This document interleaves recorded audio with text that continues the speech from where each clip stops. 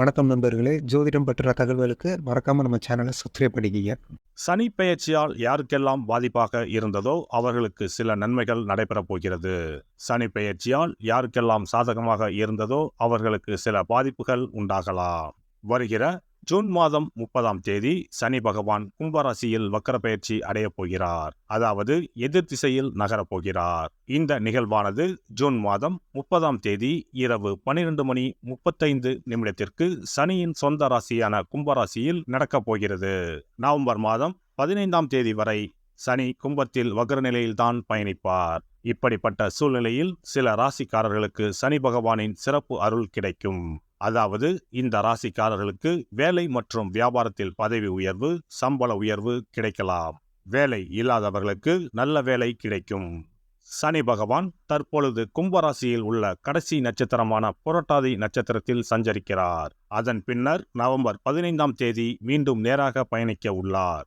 இப்படி வக்ர நிலையில் சுமார் 139 நாட்கள் சனி பகவான் பயணிக்க உள்ளார். சனி பகவான் வக்கரமாவதால் அதன் தாக்கம் அனைத்து ராசிகளிலுமே காணப்படும். அதுவும் சில ராசிக்காரர்களுக்கு பொற்காலமாக இருக்கப் போகிறது. மேலும் நிதி நிலையில் நல்ல உயர்வும் தொழிலில் நல்ல முன்னேற்றமும் ஏற்பட உள்ளது. திருமண வாழ்க்கையில் மகிழ்ச்சி அதிகரிக்கும். இனி உங்கள் ராசிக்கான பலன்கள் என்ன என்பதனை பற்றி காண்போம். தனுசு ராசி அன்பர்களே, சனி பகவான் புரட்டாதி நட்சத்திரத்தில் இருந்து சதயம் நட்சத்திரம் வரை சஞ்சாரம் செய்யும் இந்த காலகட்டம் பல பிரச்சனைகளால் தடுமாறிக் கொண்டிருக்கும் உங்களுக்கு ஆசுவாசம் தரும் காலகட்டமாக அமையும். குடும்பத்தில் நிம்மதி பிறக்கும். தாயாரின் ஆரோக்கியம் மேம்படும். குடும்பத்தில் இருந்த மருத்துவ செலவுகள் குறையும். மூலம் பூராடம் நட்சத்திரக்காரர்களுக்கு குடும்பத்தில் சுப நிகழ்ச்சிகள் நடைபெற வாய்ப்புண்டு. கணவன் மனைவிக்கிடையே இருந்த பிரச்சனைகள் குறைந்து ஒற்றுமை ஏற்படும். என்றாலும் வீண் பிரச்சனைகளை பேசி விவாதம் செய்ய வேண்டாம். வேலை இல்லாதவர்களுக்கு நல்ல வேலை கிடைக்கும். வேலையில் இருப்பவர்களுக்கு பணியிடத்தில் நல்ல மாற்றங்கள் நிகழும். வியாபாரத்திலும் போட்டிகள் குறைந்து ஓரளவு லாபம் கிடைக்கும். புதிய வியாபாரங்கள் தொடங்க இது ஏற்ற காலம் அல்ல. எனவே முதலீடுகளில் கவனம் தேவை. பொருளாதாரத்தை பொறுத்தவரை தடைப்பட்ட தனவரவு கிடைக்கும். வாக்குறுதிகளை நிறைவேற்றுவதற்கான சூழ்நிலைகள் உண்டாகும். பொன் பொருட்களின் மீதான ஆர்வம் மேம்படும். கிடைப்பதில் பேராசையின்றி செயல்படவும். கடன் சார்ந்த செயல்பாடுகளில் இன்னல்கள் குறையும். செலவுகளை குறைத்து சேமிப்புகளை மேம்படுத்துவது தொடர்பான முயற்சிகள் ஈடேறும். உடல் ஆரோக்கியத்தை பொறுத்தவரை ஆரோக்கியத்தில் ஏற்பட்ட சிறு சிறு உபாதைகள் குறையும். காது, மூக்கு, தொண்டை பகுதியில் சில பிரச்சனைகள் ஏற்படும். பிடித்த உணவுகளை உண்டு மகிழ்வீர்கள். மனதளவில் உற்சாகமான சிந்தனைகளும் சூழ்நிலைகளும் உண்டாகும். இதயம் மற்றும் செரிமான பிரச்சனைகள் குறையும். உறவினர்களிடத்தில் செல்வாக்கு உயரும். தாயின் ஆரோக்கியம் மேம்படும். தாய்மாமன் வழியில் எதிர்பார்த்த சில உதவிகள் காலதாமதமாக கிடைக்கும். உடன் பிறந்தவர்களின் ஒத்துழைப்பு மேம்படும்.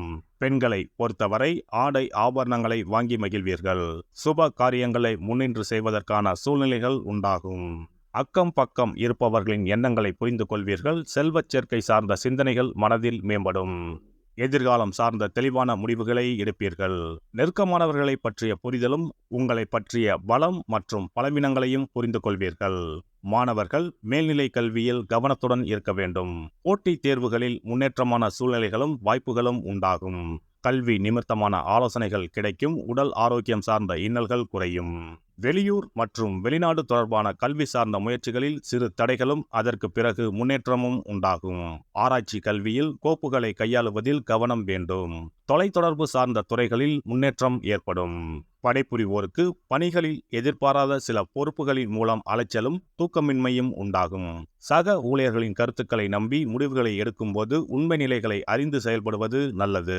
உயர் அதிகாரிகள் உங்களிடத்தில் ஏற்ற இறக்கத்துடன் செயல்படுவார்கள். சிலருக்கு வெளியூர் தொடர்பான பயண வாய்ப்புகள் சாதகமாக அமையும்.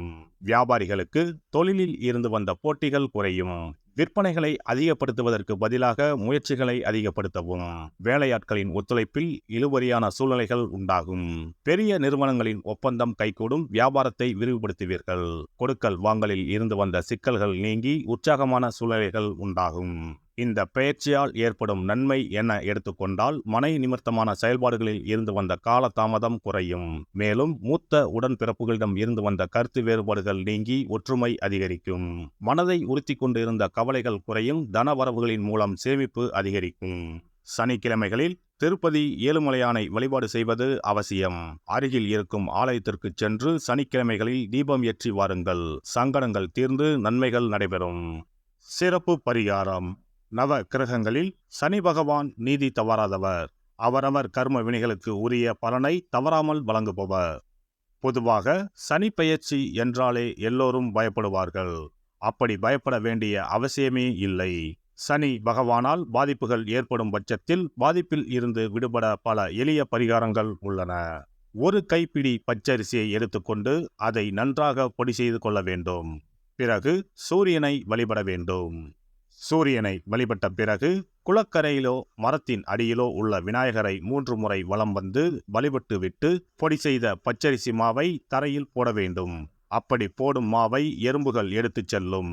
குறிப்பாக வன்னி மரத்தின் அடியில் இருக்கும் விநாயகரை வலம் வருவது மிகவும் விசேஷம்.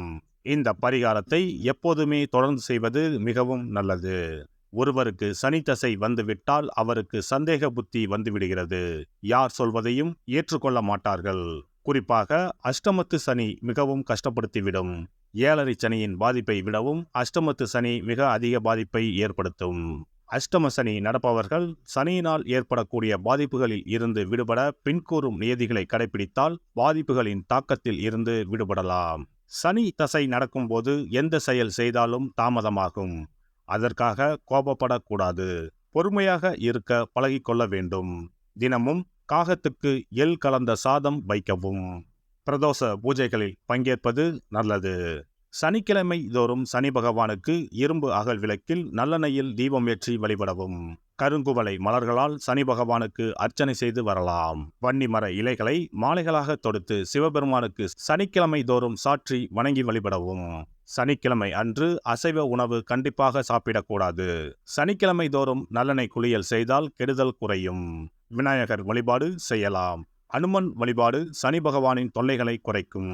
ஞாயிற்றுக்கிழமை மாலை ராகு கால வேளையில் கால பைரவரை வணங்கி வரலாம். தேய்பிறை அஷ்டமி நாளில் கால பைரவரை வணங்கி வருவது நன்மை தரும். ஏழை மாணவர்களின் படிப்பு செலவுக்கு உதவலாம். சனி பிரதோஷ வழிபாடு செய்வது சிறப்பு. அன்னதானத்துக்கு உதவி செய்யலாம். சித்தர்களின் பீடங்கள் ஜீவ சமாதி பீடங்களுக்கு சென்று வணங்கி வழிபடலாம். வன்னி மரத்தை சுற்றி வந்து வணங்க வேண்டும். இதனால் சனி பகவானின் கொடுமையான பாதிப்புகள் விலகிவிடும். பிரதோஷ காலத்தில் சிவபெருமானுக்கு வில்வ இலை கொடுத்து வணங்க வேண்டும். தினமும் ராமநாமம் ஜபித்து வந்தால் சனி பகவானின் தொல்லையிலிருந்து தப்பிக்கலாம். கால்கள் இல்லாமல் நடக்க இயலாதவர்களுக்கு இயன்ற உதவியை செய்யலாம். இந்த வழிமுறைகளை முறையாக கடைபிடித்து சனியினால் ஏற்படக்கூடிய பாதிப்புகளின் தாக்கத்தில் இருந்து விடுபடலாம். எல்லா